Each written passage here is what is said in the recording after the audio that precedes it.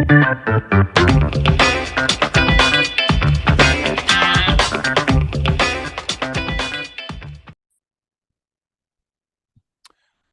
right. Welcome back to another episode of the Real Estate Investing Club. Today we have Jim Manning with us from St. Louis, Missouri.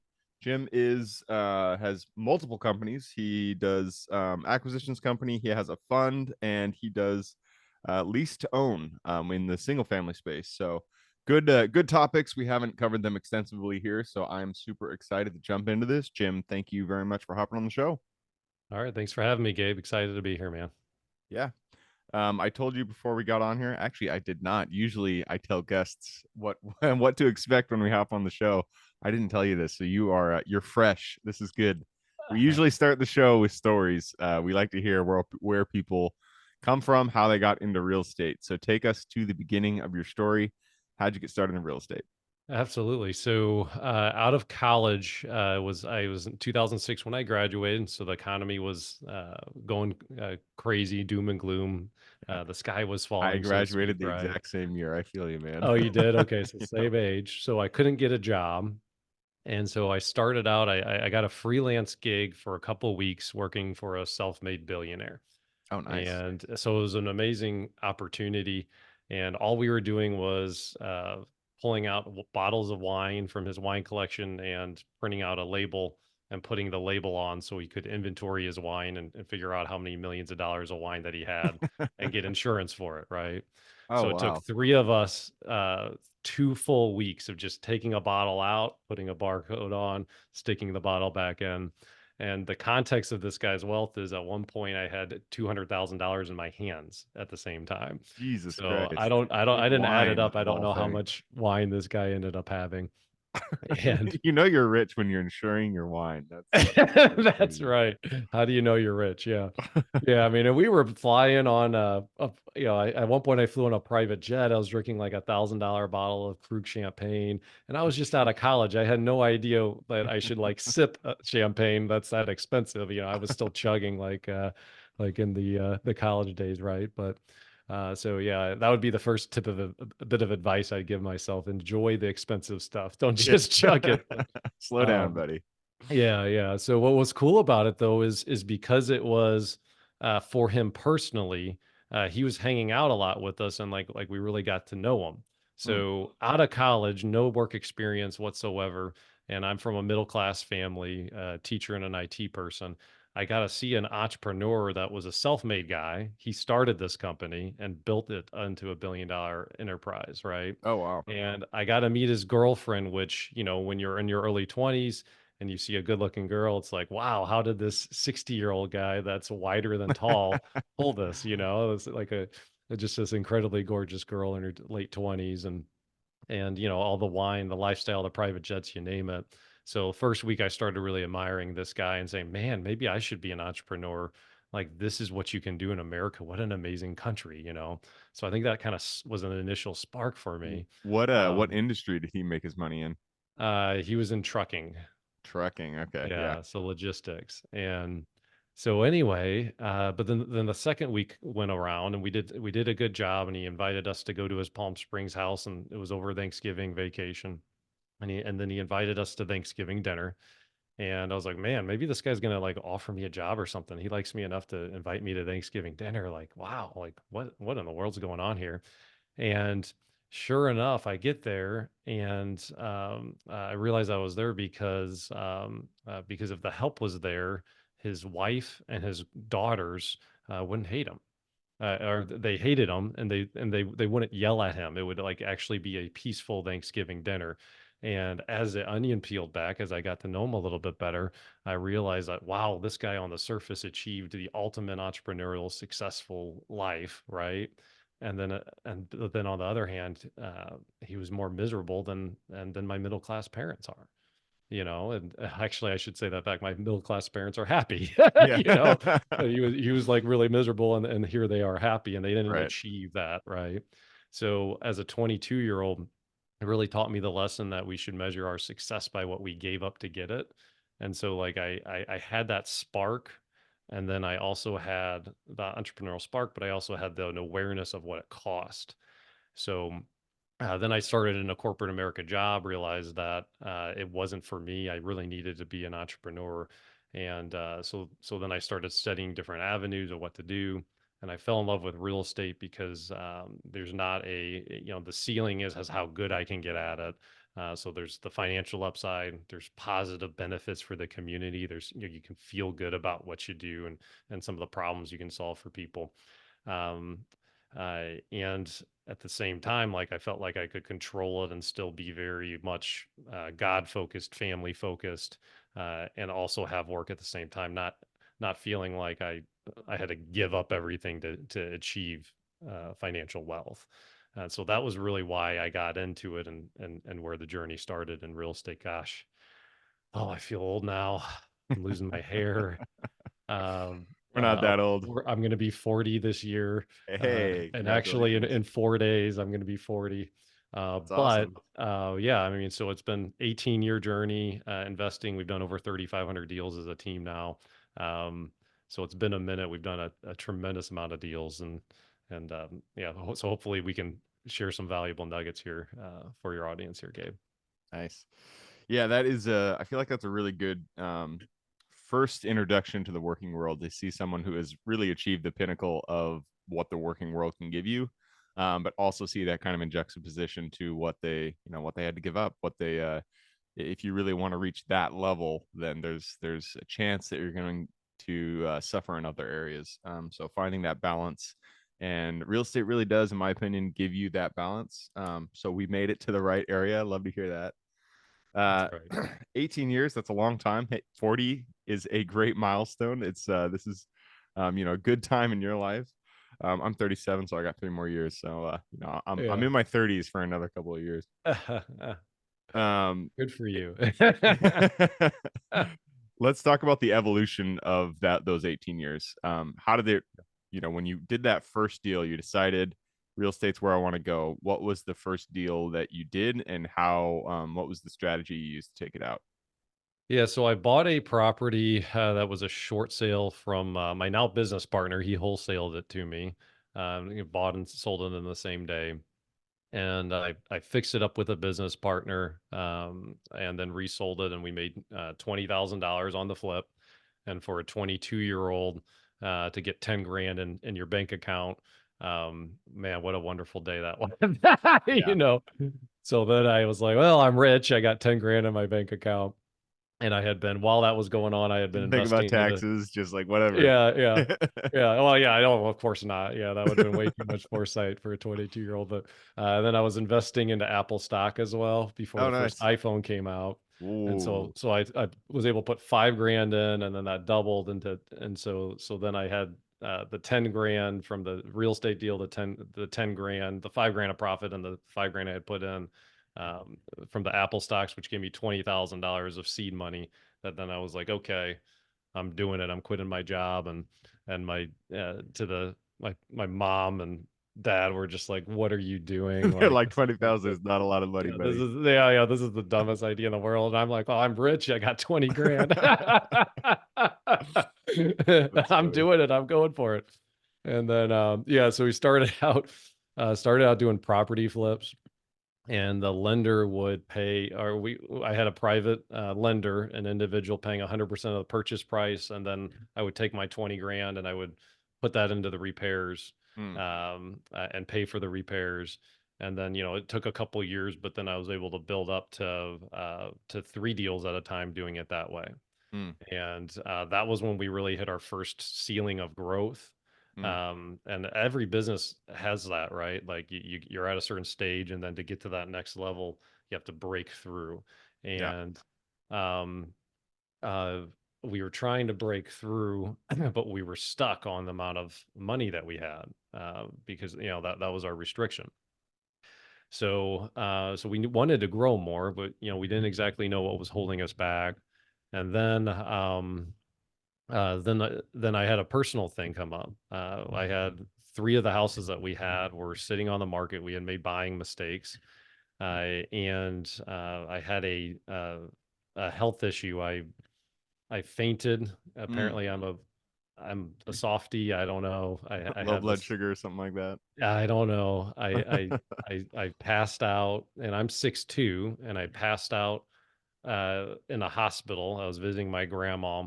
The last It's a thing I good place remember. to pass out of all places, though. Oh well, maybe, but this is what happened though. Um, um, my grandma was having internal bleeding, and I just remember thinking like, "Oh my gosh, grandma's dying," and like that was like my last thought. And I'm 6'2", and a hospital floor is concrete. So if Mm, you pass out when you're 6'2" and no one's there to catch you, because I was standing behind my dad, mm. I hit my head first, like on the concrete. And if Oh, people that see me in person, I can kind of rink now that I'm 40, I can wrinkle my head, and there's a dent here still for how hard I hit the floor. Okay. jeez. And so I hit the floor. Uh, they didn't, and then the way I hit the floor, I had a severe concussion, and people, I kind of like shaked because I had fainted and passed out, and people weren't sure, am I having a brain thing or what was going on with it, right? So if you have a seizure, you're not allowed to drive for 6 months. They weren't sure if I had one or not. Um, but they said, you know what, you better just play it safe and not drive for 6 months. So I had three properties that were stalled on the market that I couldn't rely on for income. And I was in a situation where I was going to break even on one, and I had a ton of my own cash in that one. I had more of the repair money in that one than the other two. One of them I was going to make a little bit of money on, and the other one I was going to lose a ton of money on, but I couldn't Oof. sell the one I was going to lose a ton of money on until I sold the one that I had a ton of cash of repair money in. So we were in this crazy environment where three houses were stalled, but I needed to not only sell them, but I needed to sell them in the right In the order right order, yeah. in order to be able to afford to pay the loss on the one, right? So that created a huge challenge, not being able to drive for 6 months and then facing that. Luckily, I had my real estate license, and the real estate license was like, okay, well, I guess we can just be agents for a little while. And we started doing short sale listings. We did 50 that year, and we figured out, okay, well, if we're going to scale our investing business, why don't we have an agent team and start making commissions, and at least have another revenue to, in case we make an investment mistake, we don't have to rely on that. So at that point, we really founded a second company, and we're running a whole agent team as an additional income source. And we were able to write out those mistakes. And what we still wanted to do more investment deals as well. And then what unlocked the scaling up from our investment deal standpoint was how we structured the financing. Mm, So we decided, we're like, well, people trust us enough to give us 100% financing on the purchase price. Well, what if we go to them and say, why don't you just give us 100% on the repairs and purchase price? So we went to our existing investors that have been with us for 3 years. They said, oh yeah, well, I don't care. I'll make more money if I give you more money. And so they were on board with it. And then now all of a sudden, the amount of deals we could do where it wasn't limited by capital or restricted by capital. It was only restricted by the amount of money we could raise and the amount of deals we could find. mm. And once we unlocked that, that was our next kind of level, right? And we already had additional revenue coming in from the agent deals, so we were fortifying ourselves from that standpoint as well. And then we were able to scale up. And I mean, at our height of flips was back in 2016 or 2017. I look at it sometimes and I don't ever remember it for some reason. We had 120 flips going at the same time. Oh my God, that's Yeah. ridiculous. And I remember not having like any sort of awareness of how much that was. And then I looked at the biggest brokerage in our area. It was Keller Williams Chesterfield, and this was in January. And I looked at their office, and they only had 105 listings at the same time we owned 120 houses that we were in the process of flipping. So it was That's like, oh, funny. okay, like I guess we're doing some deals here, um, but yeah, I mean, it's been a journey, guys. The journey of an entrepreneur. I mean, I've made a ton of mistakes, and um, there's been a lot of lessons learned. So it has not been a smooth, perfect ride the whole time. That's for sure. I 120 flips at once to me just seems obscene Yeah. because I right now I'm in the commercial side, Yeah. self-storage mobile home parks, but before that I did flips. But I could only ever do, wait, back in 2014 we were doing flips, and we could only ever do like one at a time because we couldn't find good contractors.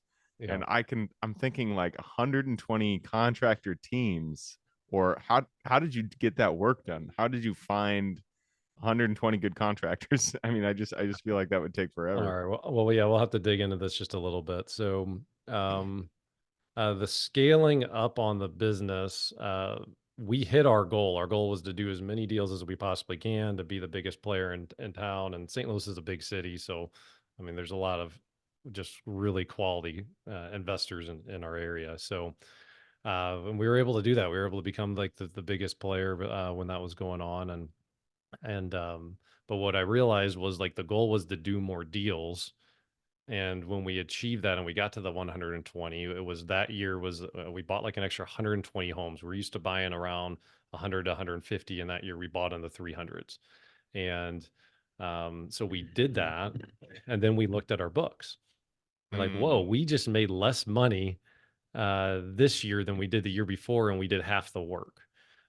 So the way we scale, we didn't do it the right way. I would love to mm, tell you, hey, we're perfect, and stroke my own ego, but we had it. Then we said, okay, well, we scaled up.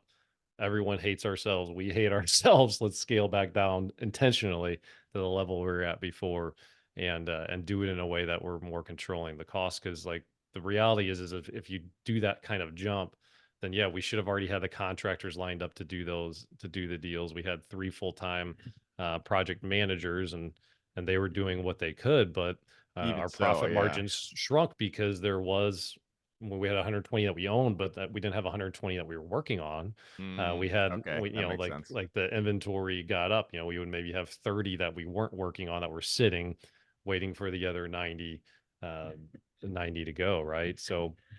Um, so we didn't do it in a way that uh, was setting up the operations properly. We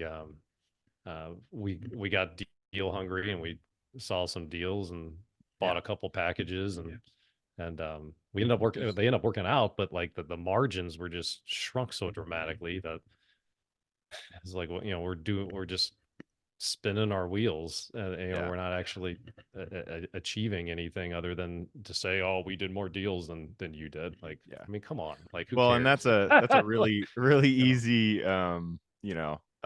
mistake to make in real estate, because it's really hard to pass up a deal. It's just like if you see it, you want to do it. And it takes a lot of wisdom and self-control, and the wisdom is probably going to come from you making this mistake in the past, realizing sometimes more deals is not better, and it's better to just kind of hold off. So, I'm right. not pointing the finger. It makes a lot of sense for me. It's good you guys were able to make it through that 120 deals at once. Now you are one of a few people who can say they've done 120 flips at one time. Yeah, Um, that's right. so you're doing flips. I know you got into the lease option space. Yeah. At what point did you change your strategy from flipping to the leasing side? Yeah. So, I mean, this is around when we were in our heyday. It was like 2016, 2017. The timeline gets murky when you get to be 40. You've been doing it 18 years, but um, so Jason, he's one of our general partners in our real estate fund as well. I was in a mastermind group with him, and he was saying, "Hey, you're doing all these flips. There's a way to make more money. Like I have the strategy already. You can make more money, take way less risk. Like why don't you try one out?" And I'm so bullheaded. It took him a year of trying to convince me to partner with him on a deal, and then finally, and because like he had the art form and we had the scale, we had the team to like do a bunch of deals. And finally I said, okay, like you've been telling me, you've been honest with everything else you've told me for the last couple of years. We've been in this mastermind. Let's do a deal together. And we do we do a deal that we have potential tenant buyers walking the property. There's 2 of them that get into a bidding war over the property. And one of them offers $30,000 down payment. The other one offers $40,000 down payment to live in this house before they move into it. So we take the $40,000, which down payment money, by the way, guys, on these deals isn't a taxable thing until they move out of the property or they execute on the lease purchase contract. So I have this $40,000, which is more than what many of the flips we would make in St. Louis. You know, we yeah, sure, we've made six figures on several deals, but there's And, also deals where we've and made real 20 grand, you know, on a flip. real Um, quick before yeah. you go into it, let's talk a little bit more just about the strategy, because a lot of people probably won't understand what a lease option is, how it's Okay. structured. You know, you get that down Thanks, Gabe. payment, and then yeah. Yeah, thank you, man. Yeah, so the lease purchase, what it does is in commercial, like there's triple net leases that I think a lot of people are familiar with. But it basically puts the landlord in the position of the lender and the tenant in the place in the position of the homeowner. So they get a contract that's the lease purchase contract. So they own the property by contract, and they have multiple years to be able before they're required to execute on the contract. Okay, and so basically, the tenant pays for all the repairs and all the maintenance on the property, and they are the option money. There is option money, so we call it down payment money. But so in this case, the story I just shared with you guys, before the tenant moved in, he put $40,000 down. So when you look at a traditional landlord model versus a lease purchase model in single family real estate, if the tenant's covering the overhead, that's 20% of the operating expenses. Okay. And the best thing about flips is hey, you get a cash flow, like an influx coming in that you can then uh, do to like help build your business or just take it and go buy a car or whatever, right? Um, so it kind of marries the two a little bit because you get that down payment money. So there is that cash flow coming in. But then long term wise, you make a tremendous amount of more money, like over the course of a 30-year deal structure, which is some of the structures that we have set up. You know, there's $1 million of profit, you know, so I'm looking at it saying, okay, well, we are happy with making $30,000 on these flips versus I can get the same amount of money down payment that I don't owe taxes on, and then I can hold on to it and make a tremendous amount of cash flow over the course of the next several decades. And it's far less risky because we've extended the exit strategy too.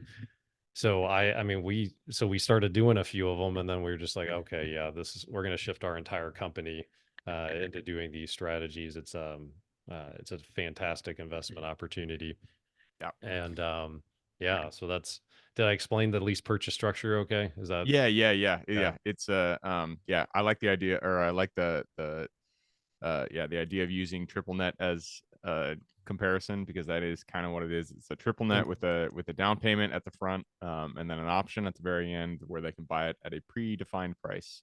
So and I really think that's the holy grail of investing, guys. Whatever you do, whether it's mobile homes or, I mean, a lot of them work really well when you execute right.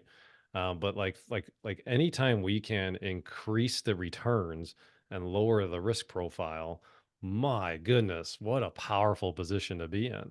yeah. So like we're talking, I got $40,000 for this tenant. Do you think they're going to damage the property and give me a reason to kick them out of that deal? That 40,000 is not refundable.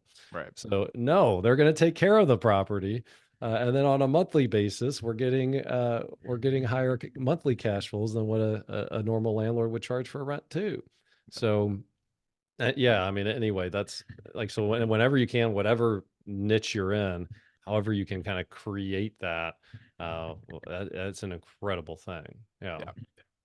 Yeah. So for triple, or for lease option, with the model that you guys were working, it sounds like it would probably only work with the lower price point homes, correct? No.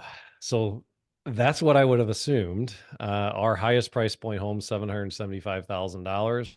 Okay. It was I know. So, and that was one of my biggest hangups with Jason too, like, and why it took him over a year to talk me into it. I was like, are there really people that can't get a traditional loan, like, and I have 30 grand to drop on this house? And it's like really, like, you've been honest with me, so I'll take your word on it, but I don't believe you. And like, I mean, Doesn't make sense. yeah, it doesn't make sense. But and then we started doing it, I'm like, well, we got 70 leads for this property, of which five were definitely qualified to be able to afford and buy it. And then we picked the best one, you know? So like, there's all this demand for this too. And, anyway, I just got caught in an ADD moment. Sometimes my brain moves faster than my mouth. I don't feel like I fully answered your question. I'm sorry for No, that. no, I just that's went down okay. an ADD rabbit hole, but Yeah, yeah, yeah, yeah. I yeah, it help me happens out to me here, man. too. Help me stay on track. So, so you've already talked about you got into lease options, you met that guy, and you guys started going into when you brought it to the scaling stage. Mhm. Did you just apply that strategy to all the properties that you were working on, or was there something specific that you had to change about your operations in order to make it work? Well, a couple things happened. Okay, so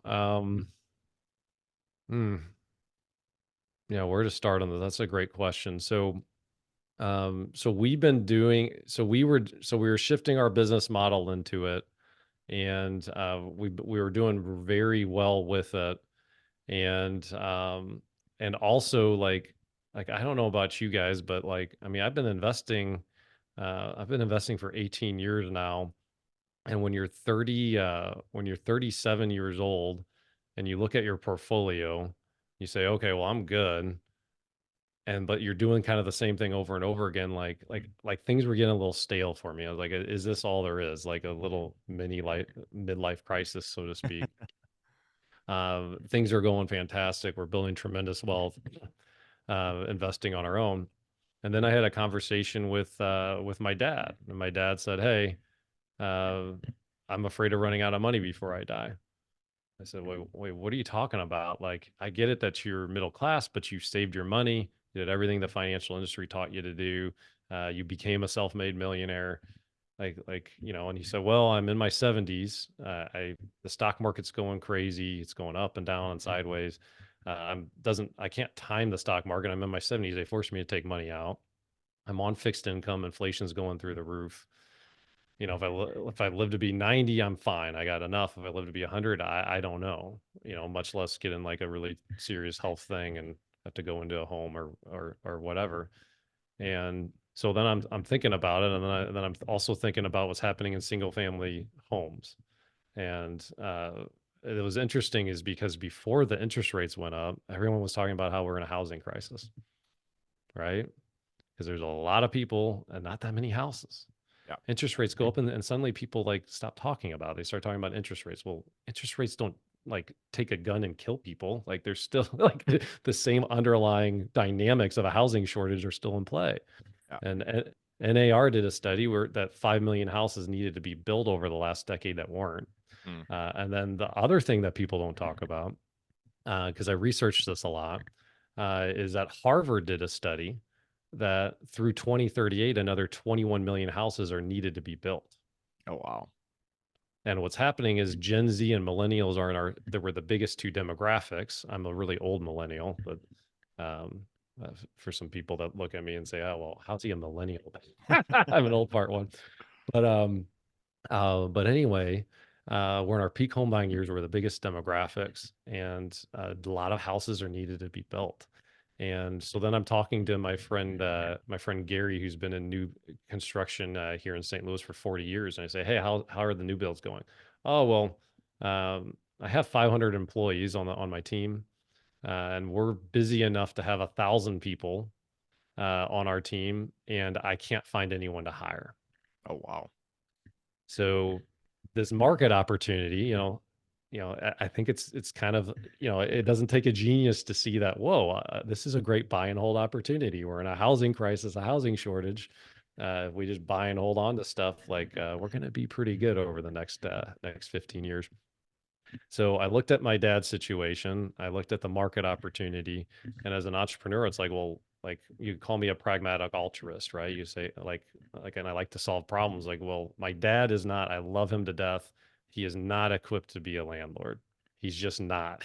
Like he is way too nice. Yeah, that's Uh, funny. That's like my and dad. he does not have the skills to do it. Yeah. And so I thought about it. I was like, well, I have the team to do it, and we're limited right now by the amount of capital that we have, and we can do enough deals for me, like, and I'm okay. But man, I would feel amazing to help people like my dad out that and then invest into an opportunity that creates truly passive income that's a foundation for someone's retirement, because our strategy achieves that higher returns and that lower risk profile, right? And so then we opened up a real estate fund to allow us to scale up and not be limited by the amount of capital that we can afford on our own, take advantage of the market and help people at the same time that want truly passive income. So so that's how we evolved and where we're at today. Nice. I like Uh, that. yeah, that's the world's longest answer for the question. You asked me the question, Hey and man, like as we 15 got minutes there, later, that's I all that got matters.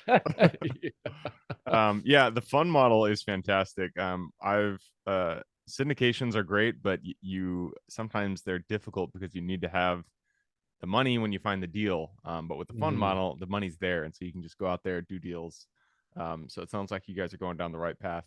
Yeah, Uh, and for single family homes too, like you're not going to do a syndication for every single house. right, Like, I mean, you know, ten when we've thousand done these dollars lease purchase in deals, we've done legal like, fees. yeah, we've done 340 of these lease purchase deals over the last 2 years alone. Like, we're not going to create 340 syndications. Like, but it does make sense for an apartment complex that's, maybe the same volume, right? Yeah, As those 340 deals. But nice yeah, man. yeah. Well, I didn't mention before we got on here, but this is a short podcast. We try to keep it around the 20-minute mark, and we have Okay. already passed that. So I am going to push us on to the quick question round. Are you All ready? right. All right. It starts with books or any form of education. I need 2 recommendations, one for general life wisdom, and then one for real estate. General life wisdom. I'm going to go with a book that a lot of people haven't heard of. Relentless Solution Focus. Dr. Selk, maybe. I'm drawing a blank on him, but it's a very good way to look at problems and to kind of get out of your head. He has some really good tools on how to problem solve and stay in a good place, stay in like the pocket, so to speak, rather than get into that anxious state where you're just kind of stuck. So that on a personal level, on the real estate level, oh man, I don't know if I have a actual book. Like It if could be to be anything, candid with you, mastermind, anything, any form. yeah, I mean, for real estate, what's worked for me is doing like courses, but like I don't know if you even need courses as much anymore because of uh on like YouTube you can find a lot of information out there now. Um, but masterminds are good. I'm a part of one called Leadership Boardroom that I like. Mm, Sean McCloskey is the name of the guy who runs that.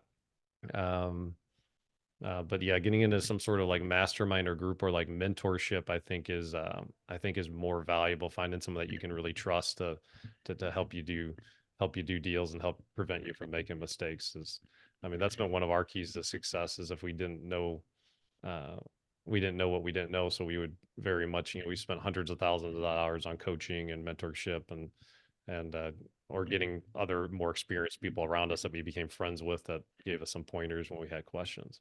yeah. Yeah, I feel like masterminds, yeah, it's better than any book you're going to read. In fact, I always say just if you're going to get into real estate and you want education, don't stay don't stay too long in books. Read 1, 2 books and then move on to something else because books you can really get stuck in them. This That's right. leadership boardroom, is that specific to St. Louis, or is it something that people can look at from all over the U.S.? It's all over the US. Yep. Cool. All right, next question is for your younger self. So let's go back to the Jim who is graduating way back in 2006. Go back to him, look him in the eye, give him one piece of advice moving forward. One piece of advice. Say never give up. Yeah, that's good. Especially in real estate because it's so easy to get kicked in the face a few times and be like, oh, I just can't do it anymore. But the key is to just keep taking those steps forward. That's right. Yep. All right. Next question is about your business. Every company starts with one person and then slowly builds out to a team. And the first 3 people you hire form the foundation of that team. What were they for you, and would you do it in a different order if you did it again today? So we brought on a agent as a salesperson. Hmm. Then we brought on an admin, like an administrative assistant. Hmm. and then we brought on another agent's what we did. If I had to do it all over again, I would have brought on the administrative assistant first. Yeah. Um, and then brought on the salespeople. But one of the biggest mistakes I did was I also tried to bring in a VA Mm. to handle like marketing leads, inbound marketing leads. And that and then all of a sudden like my pay-per-click leads like weren't working anymore. And for some reason I couldn't figure it out. Well, it's the guy answering the phone. Like, I Mm. mean, St. Louis, Missouri people are amazing. They're so overall we're very nice. But they But don't we want to don't hear want an to Indian talk to accent. somebody from like India. Like, like that's just like a break in trust. Um and so then I dropped a whole marketing campaign thinking that it just wasn't working anymore when I created a problem because I was trying to delegate like inbound lead calls, guys, is one of the very last things you should delegate out because they're not going to answer the phone. They're not paying for the lead. They're not going to answer it the same way you do. They're not going to call them back as quickly as you will. Um, uh, that's one of the very last things to delegate. Yeah. Yeah, that's a good point. Outbound VAs calling out, they can definitely be, out of the US with an accent, but if somebody's calling inbound, then you definitely want them. And it's nothing against non-English accents. It's just that Mhm. you're right, people do tend to hang up on those a little bit quicker.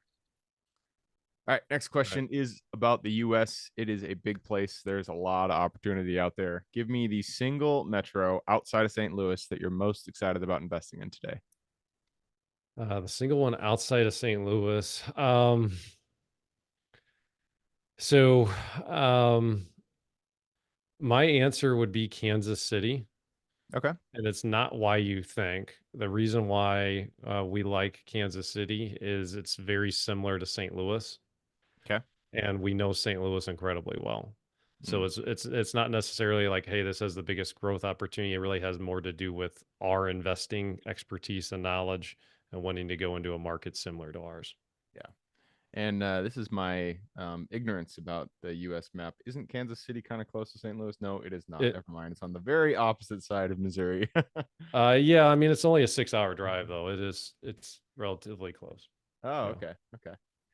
All right.